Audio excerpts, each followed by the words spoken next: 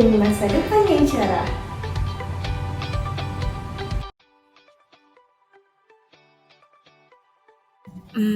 Tapi kenapa sih kita harus menunda usia menikah?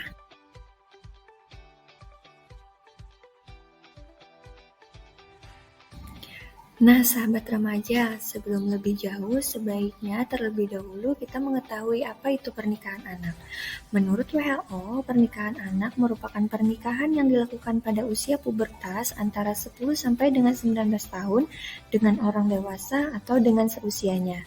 Berdasarkan data Badan Pusat Statistik atau BPS, terjadi peningkatan pernikahan anak di tahun 2021 sebesar 0,08%, dan ini menjadikan Indonesia menempati peringkat 2 tertinggi di ASEAN setelah Kamboja.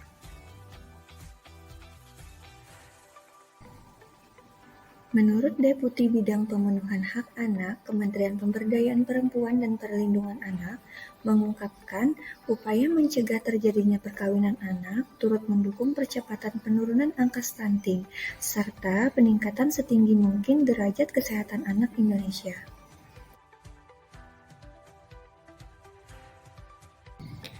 Bagi sebagian remaja, mungkin pernikahan merupakan jalan keluar dari masalah yang dihadapinya, atau dianggap dapat menyelesaikan permasalahan yang dialaminya. Namun nyatanya, justru dapat memberikan berbagai dampak negatif, baik bagi fisik, terutama kesehatan reproduksi, maupun psikis. Sahabat remaja, perlu untuk diketahui, apa saja sih dampak negatif yang ditimbulkan? Menurut Kementerian Kesehatan Republik Indonesia, dari berbagai penelitian, dampak yang ditimbulkan beragam, seperti berisiko meningkatkan angka kematian pada ibu atau bayi, baik pada masa kehamilan, persalinan maupun nifas, perdarahan, abortus atau keguguran, serta anemia yang disebabkan remaja masih dalam tahap pertumbuhan dan perkembangan, sehingga organ reproduksi belum siap untuk menerima kehamilan. Selain itu, pernikahan anak juga berdampak pada risiko mengalami persalinan prematur, BBLR atau berat bayi lahir rendah, serta cacat bawaan, di mana kondisi ini dimulai dari keadaan remaja putri yang hamil dengan gizi yang masih kurang seimbang. Bagi organ reproduksi, memiliki kemungkinan meningkatkan risiko kanker serviks atau tumor ganas di organ reproduksi wanita, di mana hal ini sejalan dengan penelitian yang mengatakan semakin muda usia seseorang dalam melakukan hubungan seksual, maka semakin tinggi risiko terjadi kanker serviks.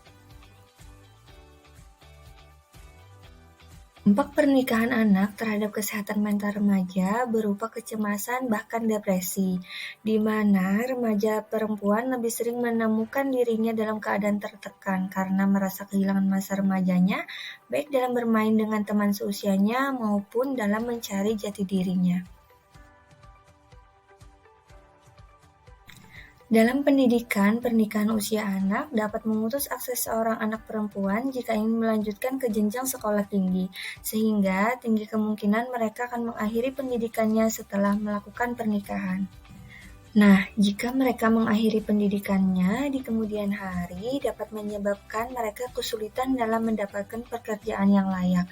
Hal ini juga dapat berpengaruh dalam ekonomi keluarga, di mana mereka akan mendapatkan kesulitan dalam masalah perekonomian.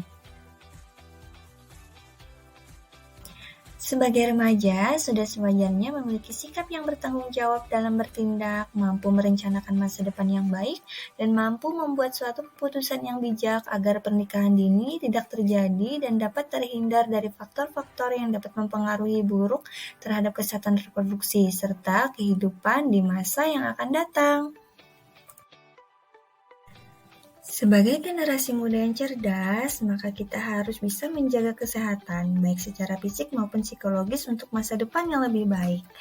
Mari kita memanfaatkan waktu sebaik mungkin dengan melakukan banyak hal positif, melanjutkan pendidikan setinggi mungkin, serta mencapai tujuan yang telah kita rencanakan. Terima kasih. Ingat ya, tunda menikah demi masa depan.